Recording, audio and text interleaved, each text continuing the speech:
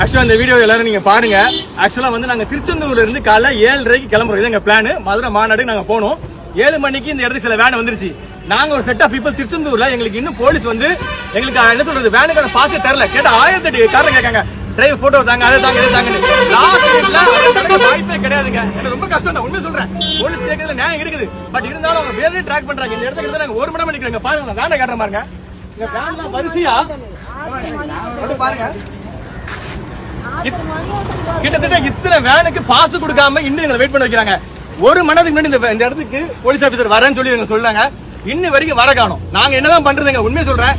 நாங்க எல்லாருமே டீசெண்டா இருக்கணும் நாங்க நினைக்கிறோம். ஓகேவா? எங்கயாவது இவங்க என்ன பண்றாங்கன்னா எங்க மேல தப்பு காட்டி நாங்க ஏதோ பண்றோம் அதனால தான் பாஸ் தர மாட்டோங்கிற மாதிரி ஒரு சோசியல் மீடியாவில் ஒரு நெகட்டிவான இது பண்றாங்க. இவ்வளவு பண்ணி நாங்க பொறுமையா தான் இருக்கும். ஓகேவா? இப்போ 7 மணி 11 மணி ஆச்சு. வெயில் உச்சி வெயில நிக்கிறோம். இதுக்கு மேலே நாங்க என்னங்க பண்ணணும்? நான் தெரியாம கேட்கறேன். என்ன பண்ணணும்னு சொல்லுங்க. ரோட்ல உட்காரணுமா? ஏங்க இதே ஆளுங்கட்சிக்கு இது மாதிரி பண்ணுவீங்களா? நீங்க சொல்லுங்களேன். இது சத்தியமா இதெல்லாம் ஒரு தவறு. ஒரு புது மாற்றத்துக்காக ஒரு என்ன சொல்ற தமிழக வெற்றி கழக தலைவர் விஜய் அவர்கள் வராரு.